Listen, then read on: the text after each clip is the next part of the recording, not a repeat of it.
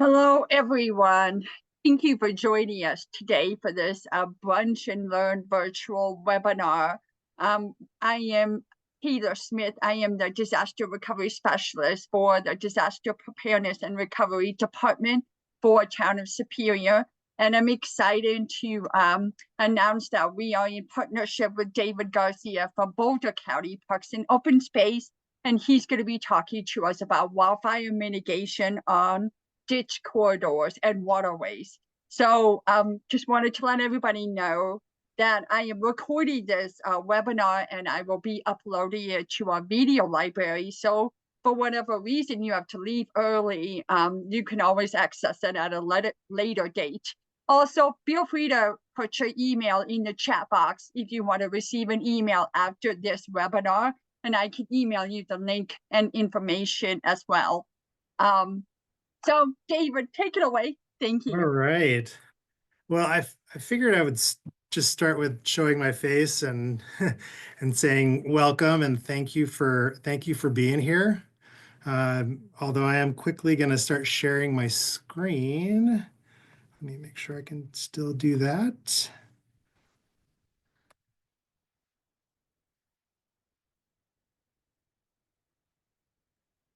All right. So as Taylor said, my name is David Garcia. I am with Boulder County Parks and Open Space. I actually work in the Ag Division under the Water Group. My official title is actually Water Resources Wildfire Mitigation Specialist. And so here I'm just going to start with this cover photo. You all are probably familiar with this. This is actually an aerial image from, it was kind of like a government site that was able to share like a aerial image of the Marshall Fire during that day. And you can see on there that like Target, which is actually on fire right there, Costco, which is right here in the smoke, and then it shows the perimeter of about 150 homes being burned. So I thought I'd share that as a start. As it's just a bleak reminder of how impactful that day was for everybody. Let's see if I can oh, there it is. And so a little bit about me. Well, I've been in emergency response and preparedness for about 20 years. I started as a mountain guide doing search and rescue, and then I turned into a wildland firefighter in 2012. If you remember, that's the year of Waldo Canyon, High Park, Flagstaff, fire, which I was at all of those. And then this picture right here is the engine that I was driving the day of the Marshall Fire. That is a street right off of McCaslin that we were doing search and rescue in. You can see the conditions were pretty rough. So I've also been a structure fire with Boulder Fire for 11 years, doing a lot of special operations with them, doing tech rescue as well as hazmat and pretty much all those special operations type things. I also volunteer at the Office of Disaster Management and Left Hand Fire Protection District, and then now I'm with Boulder County Open Space. So just a little bit about me.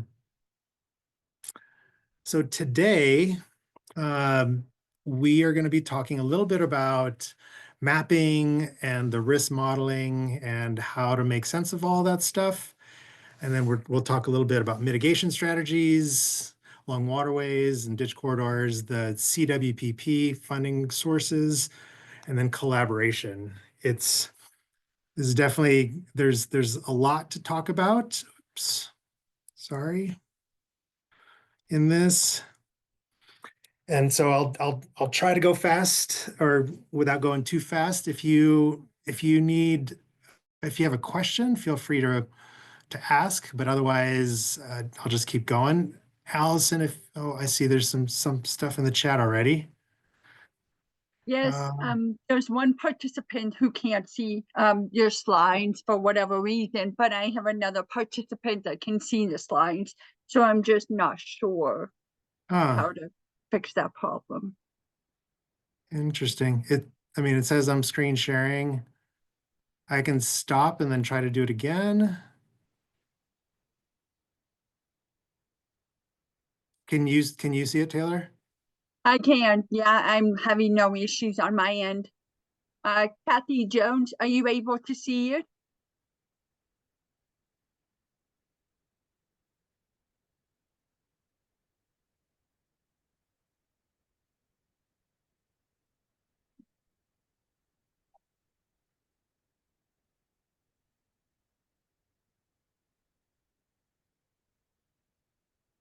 Hmm.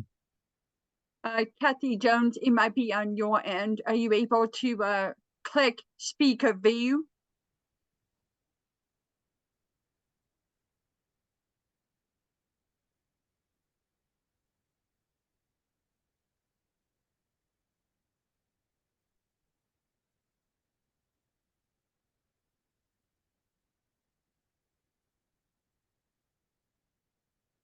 Can if Kathy, if you even if you can't see it, can you at least hear it? Whoops. Come on. Can you? Because if you can hear it, then we can just keep moving forward. Yeah, Kathy, I think I would restart, maybe hop off and hop back on and see if that helps. Okay. Thank you, Kathy. Let us know. All right, go ahead, David. Okay. Oops. Stop. Something is going on here. Come on. Go back to sharing.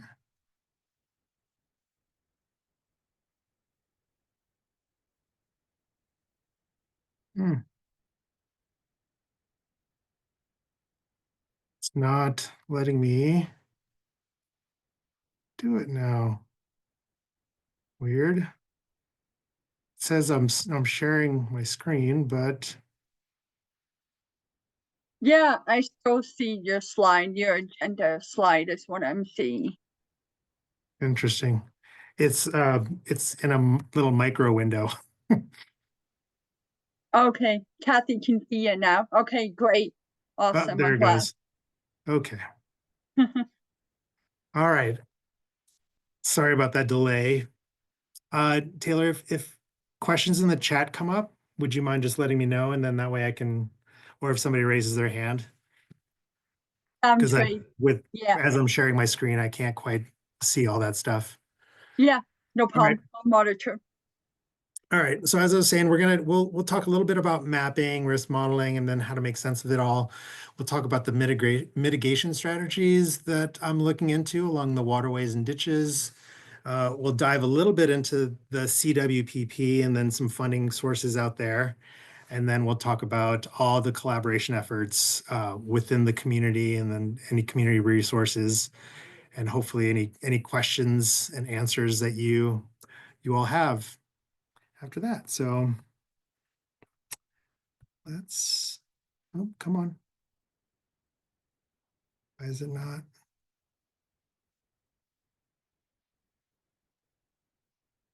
Is it, So weird. It's not, so it's now moving to the next slide, huh? yeah, there's something going on with it that, is it my view? I can't change my arrows. Nothing is letting me, come on, stop. Well, I'm going to stop sharing. I'm going to start over.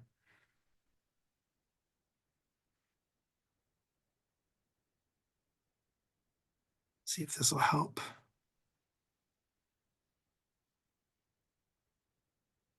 Oh, there it is. Okay, All right. we can see it. Yeah. Perfect. Perfect. So this first screen is the wildfire risk viewer. You can find it on I think it's the Colorado State Forest Service website. It's really, it outlines one of the major things that is very unique about Boulder County, in that if you look at the outline, the majority of it, about two-thirds of it, is like bright red or orange for about three-quarters of it. And that just tells you that we are very ripe. We are in a high risk area for wildfire.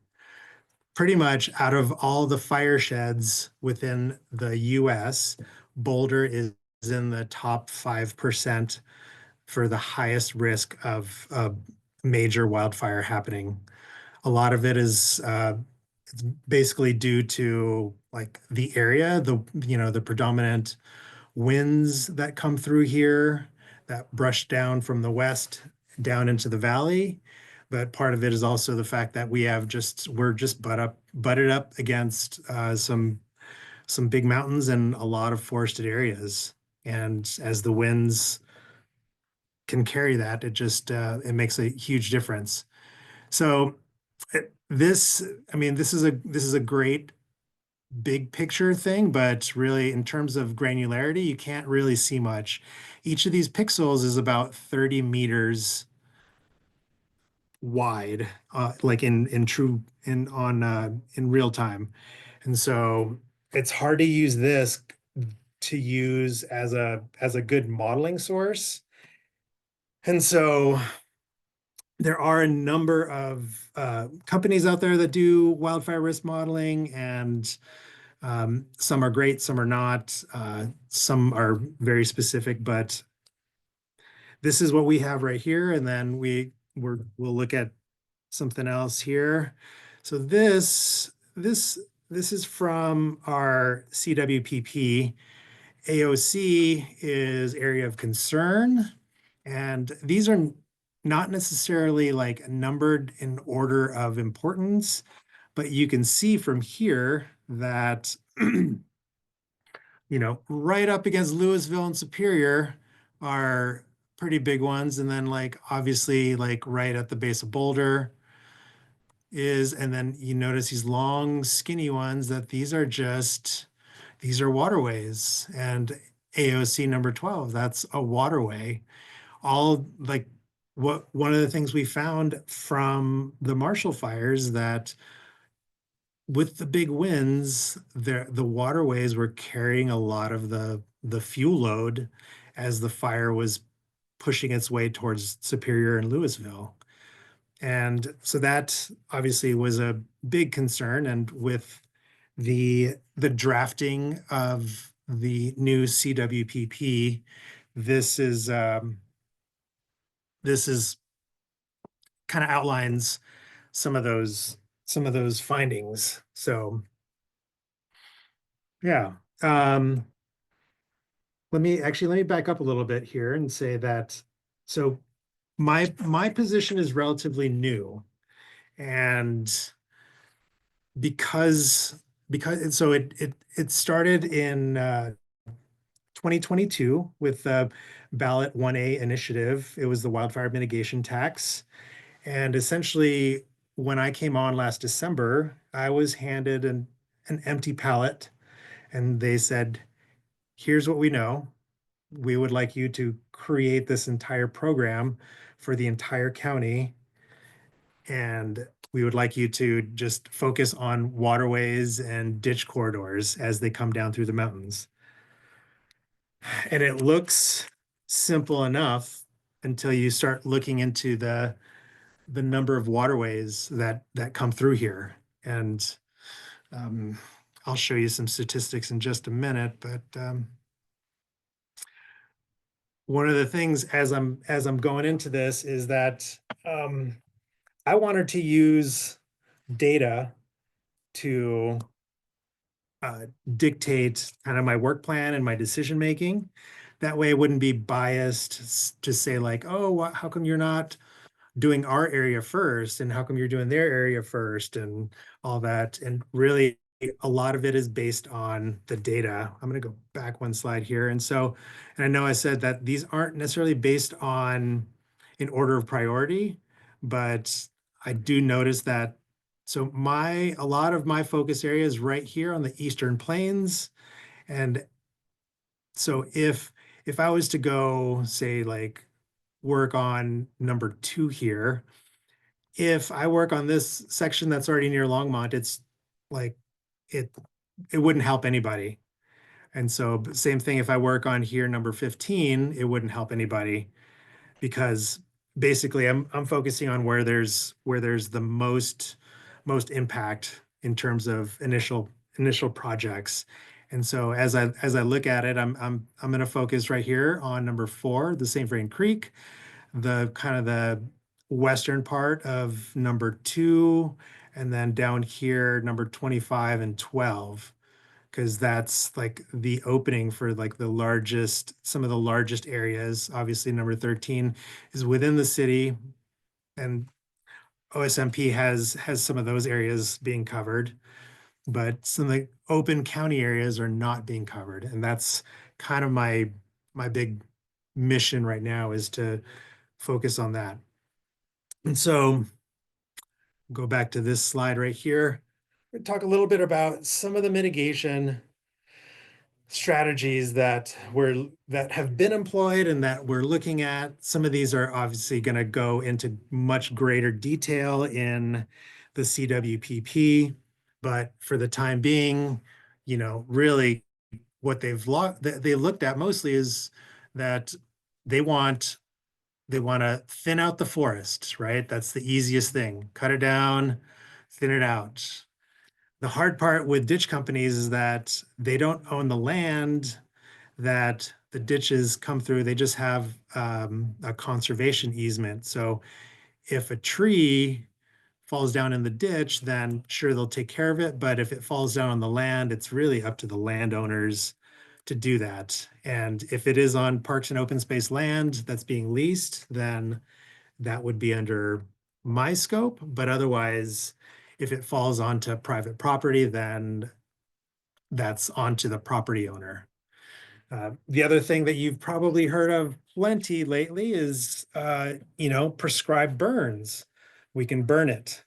And um, what I've heard over and over again from community members is that, they still have a lot of trauma from the Marshall Fire. And anytime anybody smells smoke, it really triggers a trauma reaction that's like, oh my God, something's on fire. And so we have to be very, very careful when we do prescribed burns.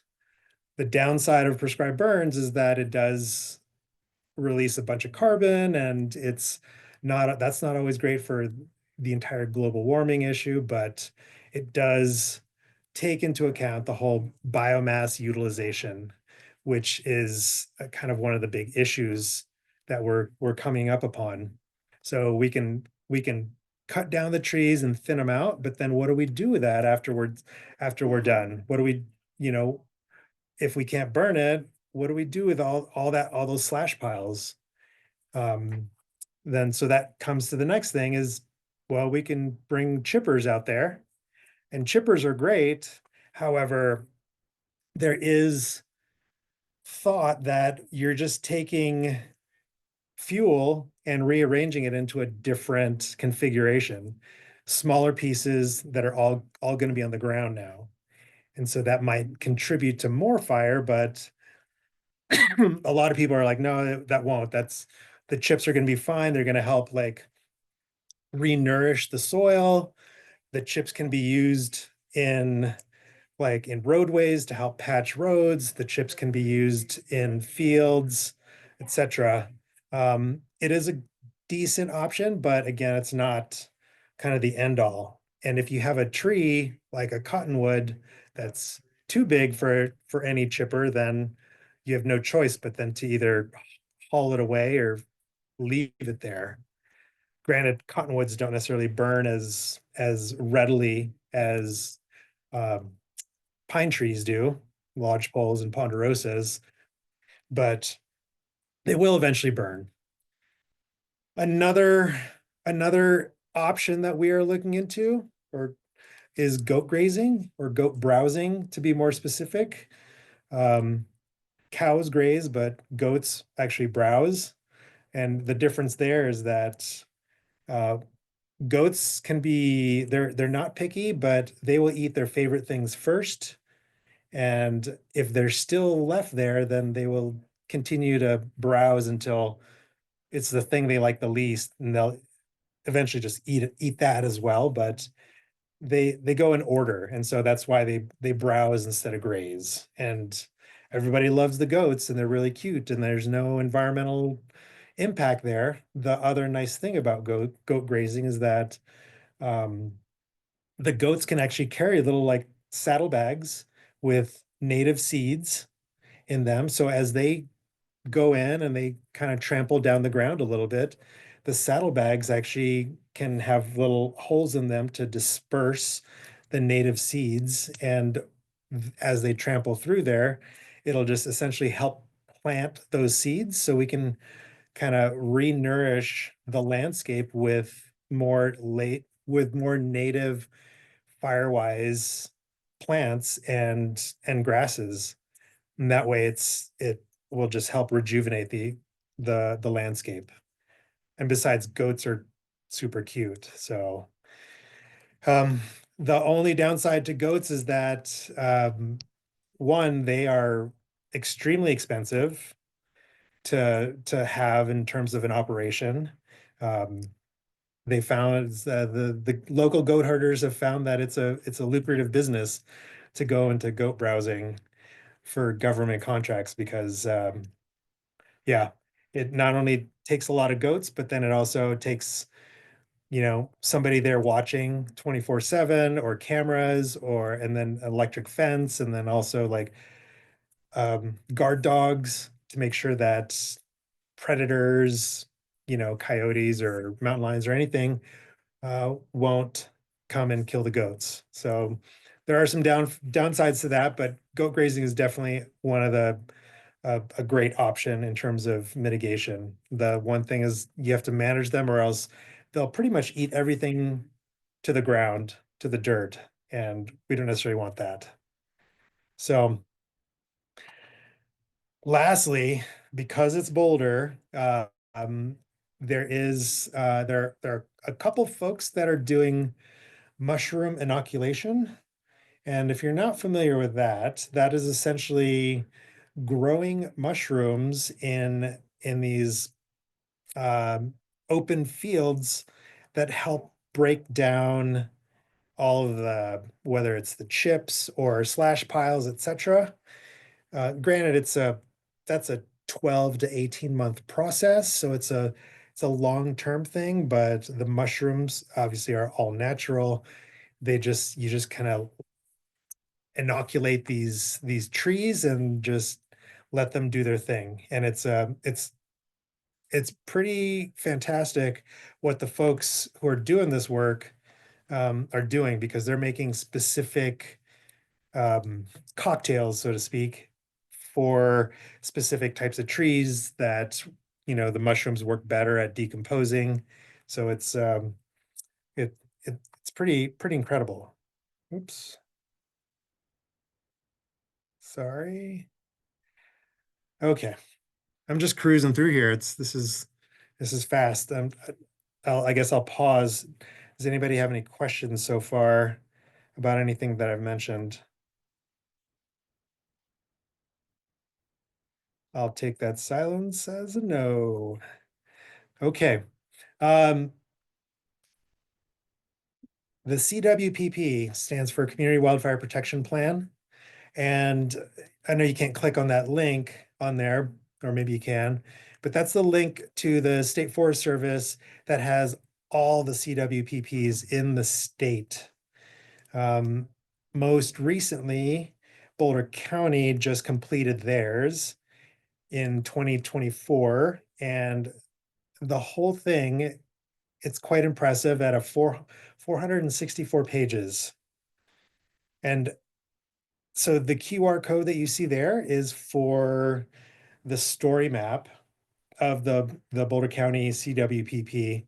It's a much more digestible, interactive story that will help, you know, pretty much break down the CWPP.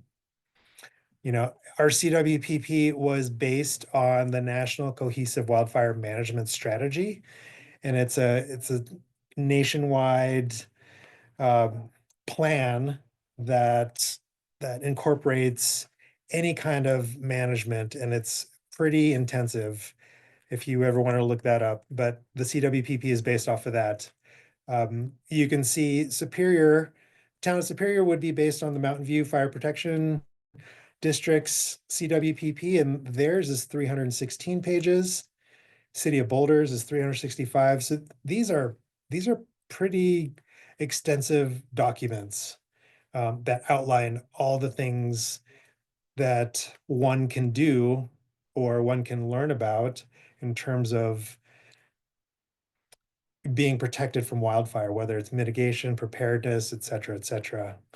It was almost a 2-year effort for Boulder County to bring all of the different stakeholders together to make this CWPP happen. And it's typically happens every 10 years or so. So it's a huge undertaking. But from that, and we'll talk a little bit about funding sources. You know, it, that is probably one of the more challenging things because homeowners are like, well, I'd love to save my home, but I don't have the money to rent a chipper. I don't have money to pay a tree company to come thin this all out. Um, and I know from that 1A ballot measure, the wildfire mitigation tax, um, they were able to raise quite a bit of money from that. And oops, let me find my notes on that. So from that came the Strategic Fuels Mitigation Grant. And that SFMG has already granted out like $4.2 million and then was able to leverage another 5.7 million in matching funds. So overall, they've given out nearly $10 million in funds for everyone from local government to private utility companies to ditch companies, water providers, state agencies, HOAs, nonprofits. And so, like Calwood Education Center up in Jamestown was able to get some of that money. The Watershed Center was able to get some of that money to help with their forestry projects. So there was an HOA that was able to get some of that money that was able to essentially do quite a bit of work um, to help protect all the folks along the wildland urban interface there. And so even though this is that SFMG is, even though it's higher level and it's for larger projects, that's not necessarily where it ends because I mean, I know state agencies, there's the state grant, the co-swap. I know City of Boulder just got $900,000 to help implement a co-swap project. There are federal grants from FEMA. I mean, there's a lot of money out there for this. And again, as homeowners, it's really hard to be like, well, how do I get a hold of this? Um, a lot of it will be more for bigger like county or city municipalities, but then that's where I come in. And as the water resources fire mitigation specialist, like I have a decent budget to essentially work with through all the waterways in Boulder County to and that would you know I guess initially my pilot projects are going to be on parks and open space land, along with like land that's leased out to uh, farmer tenants of ours. But then obviously our lands butt up against private homeowners. And so if that's you, then I'm happy to have that conversation to then if that same ditch or that same waterway not only goes through our land, but then cuts through your land, then I would be in a position to be able to help you with a lot of that work to make sure your home stays safe. Because it's one, it's the neighborly thing to do, and two, it's really based on um, like geography. Geography doesn't stop because there's a property line there. And so I would like to be able to take care of the entire waterway instead of paying attention to the property line. So all right. So this is where, like, yeah, the whole statement about it takes a village, it takes a village to raise a child or what have you. It takes all of our communities coming together to collaborate. I mean, if you remember the floods of 2013, that was not just each government in a silo, each municipality. It's all of us helping each other. And when Lyons was flooded, when, Superior and Louisville were hit with the Marshall Fire, everybody kind of came together. And so in Boulder County, there are 12 municipalities, from Boulder to Superior to Erie to Louisville, Lafayette, Longmont, Hygiene, Lyons, Jamestown, Allens Park, like the list goes on. In that, there are also all the fire departments that are fire departments and fire protection districts, over 20 of them. And then I've got 180 plus waterways, and each waterway and ditch is associated with a ditch company that manages that. And each ditch company has its own ditch rider that I coordinate with as well. Um, Nonprofits, there's the St. Vrain Left Hand Water Conservancy District, there's the Boulder Longmont Conservation District, there's the Boulder Watershed Collective, and then there's the Watershed Center. um, the list goes on. I will interact with the State Forest Service, the U.S. Forest Service, because they have land that butts up against us. Be talking to FEMA, folks at the state level from the Colorado Department of Public Health and Environment, the Department of Fire Protection, or yeah, Department of Fire Protection and Control, I think is what it is, and so many more. And so I'm a party of one, and I know it feels like a huge undertaking, but it really does take a village in order, for me to reach out and, hey, let's collaborate on this. That was talking to Allison and Taylor here, because there's no way I can do this alone, and I'm literally just starting. So as I build this program, I'm really looking to collaborate, not only with homeowners and HOAs, but with the ditch companies, the ditch riders, all the municipalities, and all the nonprofits. Because in Boulder County, we have, that population of 330 plus thousand people. We have 180,000 plus homes.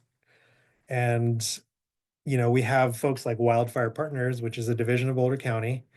And, they have that SFMG. They also have the chipping program. And those guys have been established since about 2014, I believe.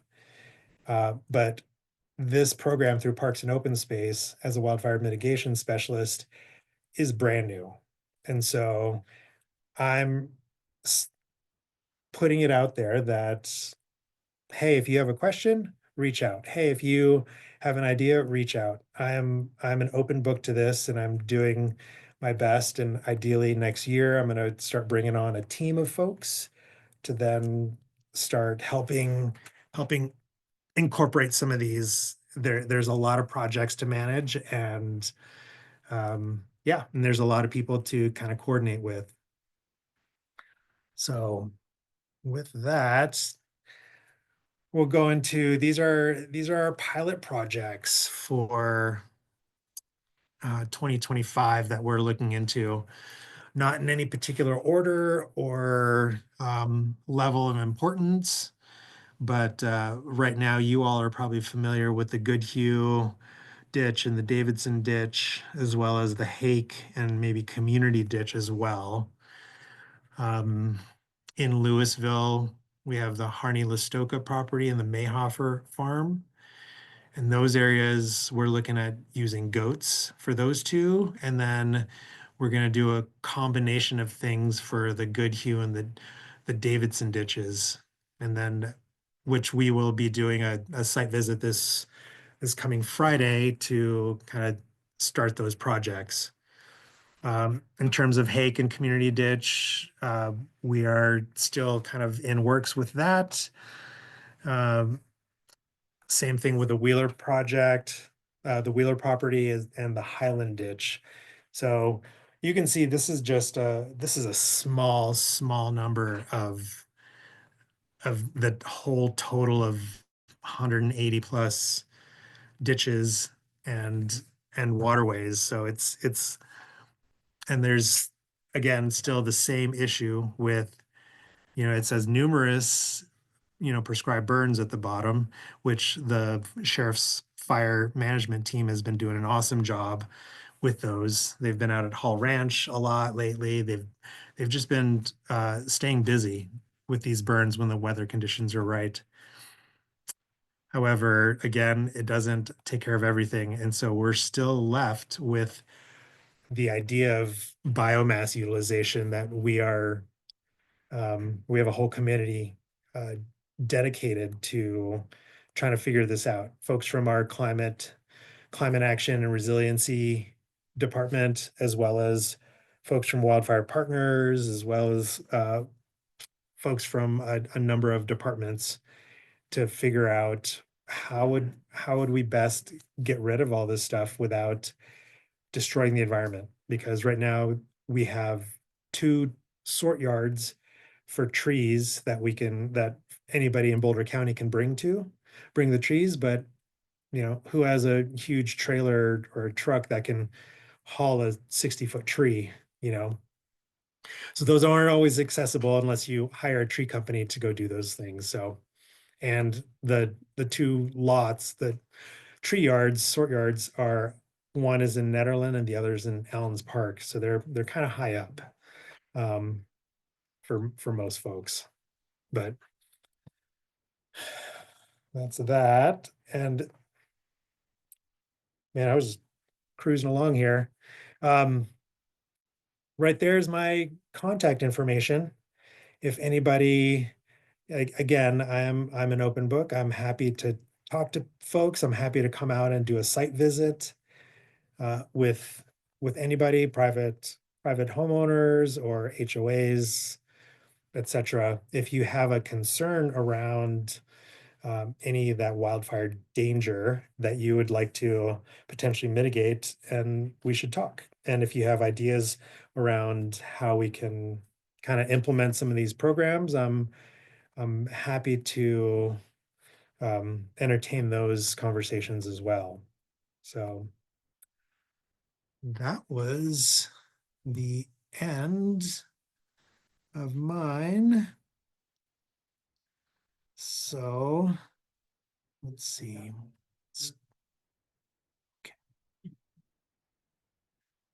So I would love to open it up to questions, comments, concerns. Oops. Thank you so much, David. That was a wonderful presentation with a lot of information. And yeah, opening up the floor to questions, comments, concerns. Please feel free to just shout them out, put them in the chat, or raise your hand.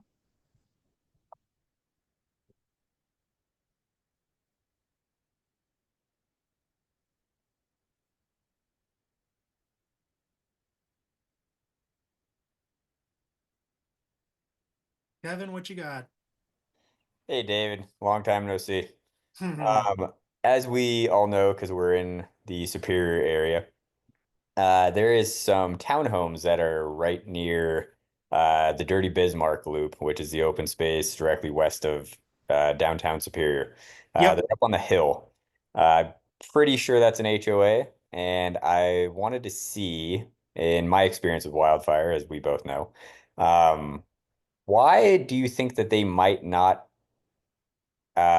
put some like rock down or something to create a bigger buffer away from their wooden fences? I'm very curious on that because in my experience, that tends to help. And with dead grasses leading right up to a wood fence, I think that is kind of not the best idea, but wanted to hear your thoughts on that. Sure. Thanks. Let me get out of this real And not to quick. put you on the spot. No, no, that's fine. Are you talking about like right around their house, or are you talking about around the Yeah, neighborhood? so there's a reservoir at the top, just south of downtown Superior, and Mm-hmm. there is a small little, we'll call them townhome units. And right near the reservoir, there's grasslands that open up to the Dirty Bismarck. And as far as I know, I've never walked the perimeter, but on aerial imagery, it appears that the grasses go directly up to wood fencing, Mm-hmm. which is kind of a perfect storm and for fuels. Oh yeah. So I was thinking maybe something that they might consider would be either chain link fencing instead of wooden, which might not aesthetically be pleasing, or putting some like a 5 foot, 10 foot barrier of gravel instead around the wood fencing. Hmm. Um, well, I think a lot of that comes down to money. Yes, Uh, Big rocks especially are not cheap. And yes. so, But they could do a DG asking path around it, correct? And that would be cheaper than the big rocks. a what path? Decomposed granite. Yes. Or Yeah. they can also use repurposed ground up asphalt, which is what the Dirty Bismarck, there's sections of that that were prone to eroding, and they went in and backfilled that with ground up asphalt, and that seems to be sticking during the heavier rains. Yes. I mean, all those are, again, great Yes. options. Uh, Um, in terms of aesthetics, sure. Yeah, you definitely, I mean, chain link is never as, yeah, nice as like a wooden fence, but that kind of boils down to the HOA and what yeah, they want to do. Yeah, I mean, I can send crews out to go and do some mowing, but it'll, yeah, unless it's in partnership with the HOA, it's hard to. yeah. Yeah, I just is coming. I'm a California transplant and seeing all the wildfires firsthand. I am very pro for wildfire mitigation and taking those extra steps. And I saw, I believe Kathy chimed in saying that she was up in that development. Definitely interested in hearing from you, Kathy.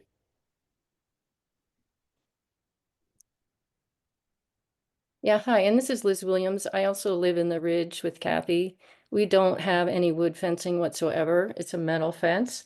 We also have gravel surrounding all of our units, um, around the exterior of the buildings, and we also have stone fascia for the first several feet up the top of our buildings. Right. I didn't know I could actually speak. So, yeah, we're both in the Ridge.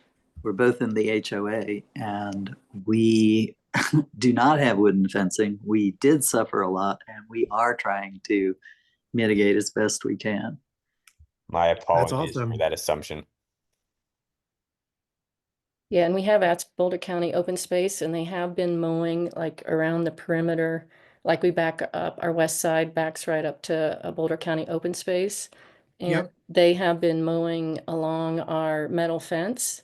And we also asked the town of Superior to mow as well, and they've had goats as well as mowing around all the periphery of our development. Excellent. Yeah, I've just seen it while I go on runs in that area, and so thought I would get some input. So thank you for that. I've talked with Meg and Wildfire Partners. We were hoping to get one of those grants, but we're just too small for that. So we're waiting to hear new things that are being developed that will help us get grants as an HOA to be able to, say, remove our junipers. So we've been working on that for a little while. We're just trying to find the appropriate way to go about it. So we're definitely in touch with a number of the Wildfire Partners people. Oh, that's great. Yeah, take my contact down if you didn't already. I definitely did. And I mean that are those junipers like up against that area? Yes, they're against the home. Some are left. We've managed to get rid of some of them, but we're also talking with the Boulder County Sheriff's Office because apparently they have a new team and they're looking at can they remove some of them, but they're also in development as a new thing. So they're trying to figure out how could they do that on a private property because we would be the first. So we're open to any possibilities. Yeah. And that's the one of the challenging aspects of being from the county is that, what is our, you know, our where our jurisdiction ends, like basically on our property line, and then like whole liability thing. Um, that's where with my work, because the ditches and waterways go through a number of uh, private properties, et cetera. They don't just run through Boulder County property. So I have that ability to kind of work along those easements to work with the folks that are there. And so if part of that runs next to like some waterway, then I could potentially help with that. Otherwise, yeah, I've been talking to Seth McKinney and his folks at Yeah. the fire management office to kind of sort this out because it is challenging and it like we want to be able to help you all, but then at the same time, it's like, well, there are private contractors out there that can do that work. And At cost. yes, yes, yep. And that's the hard part is, the county has, however many square miles to divvy up between everybody. And it's just challenging to say like, oh, we're gonna spend this based on that, on somebody's request. So Correct. yeah, So they are working with us. They're trying to develop something. And if you see that any of your waterways would include being able to work with us, definitely, I will put my information in chat. Well, I've got your information too, so I'll just send you an email and introduce myself again and remind you that Yeah. we're here. yeah. And I'm looking at a map and I'm trying to figure out like exactly like where the ridge is. Well, we're on like the opposite side of McCaslin of everyone else, and we're right up above the reservoir on a ridge. It's right off of High Plains.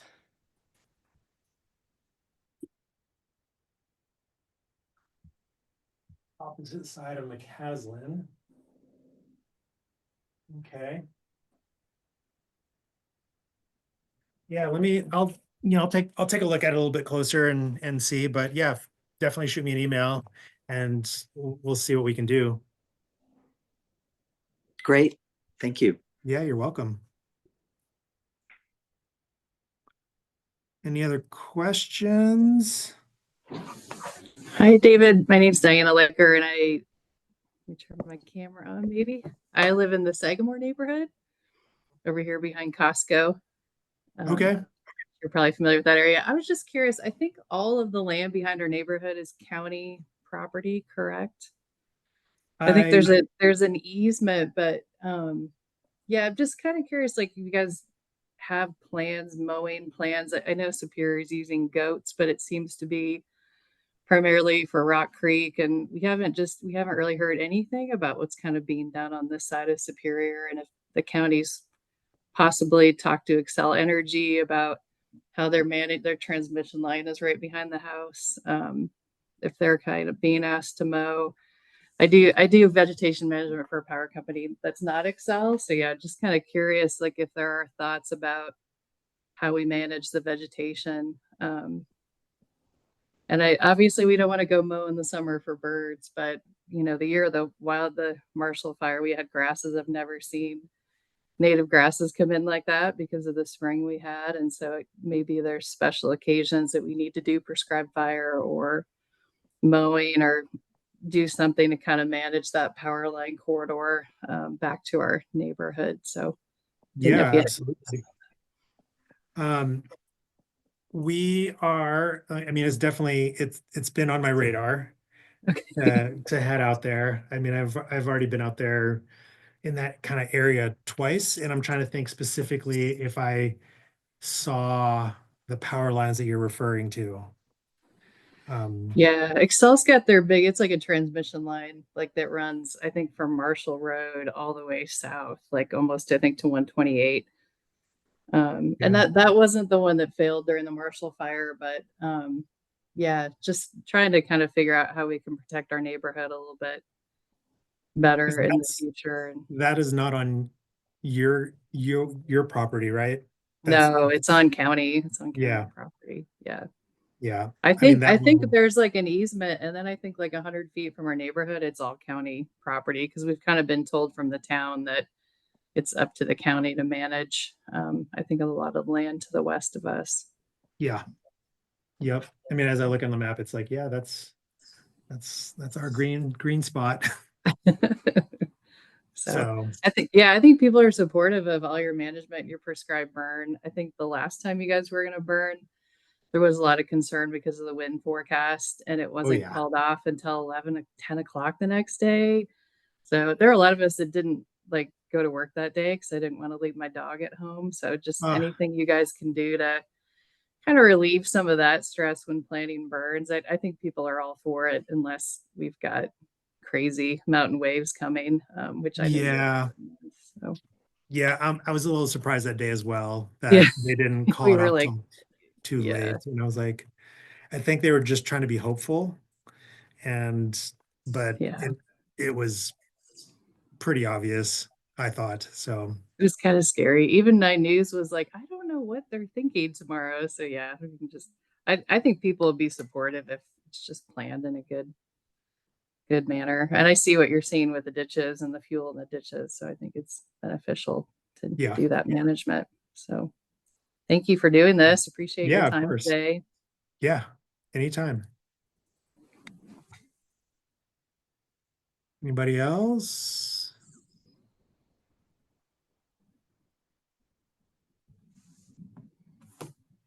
Thank you very much, David. Hey, all right. Well, yeah, if no one else has questions, again, you have my contact. You can call, text, email, whichever works. And oh, question just came in from Angela. Is there some, whoops, where'd it go? Come on.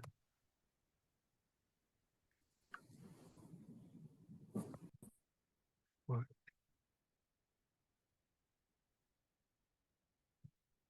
There's some master list of possible projects with a breakdown of what is needed at the site and maybe a running timeline of what's going on those projects.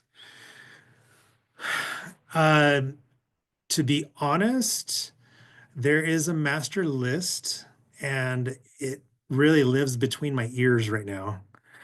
It because I'm only a few months into the job, I'm literally just kind of creating the foundations for the program, and then as as these things come up and I can keep on top of the modeling, I then add to that list, and then I can prioritize things in terms of that. And then as a project manager, then I'll break down everything that needs to happen. I do have a youth corps group, I have volunteer group, and then like a jail crew group that are at my disposal, along with Seth McKinney and his mitigation crew over at the sheriff's office. So I have a lot of folks in terms of the labor that is available to help manage these projects. It's just a matter of like kind of getting them down there, getting my feet underneath me, and then getting out there and then just like starting this. In terms of the master list being published, I don't know if that's going to be anywhere that's going to be like open to the public to see. I will do that. I'll create that in terms of my work planning and in terms of all that, but that's going to be on a whiteboard and in here in my office. That's like, all right, what do we need to do? So we have the ability to be flexible with how things are going. Hope that answered your question. Anything else?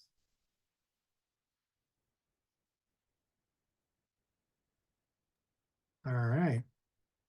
I don't see anything. So again, feel free to reach out. My apologies for some of the technical difficulties we had, but yeah. Thanks again David, for having me. Thank you so much for putting this on for all of us here in Superior. It was really beneficial information. Yeah. And if there's any questions that come up that are a little bit more, I mean, that was just like high level. If there are more specific questions that need to be answered, then just reach out. Will do. Would it be okay if I were to share the slides along with the recording on our website? Yeah, absolutely. Great. I will do that. All right. Well, thank you so much, everyone that joined us. Just to relay this information again, I will be uploading this recording on our video library on our website. Give me a couple weeks before I do that, along with the slides as well. And please feel free to reach out to David and let us know if we can do anything else for you.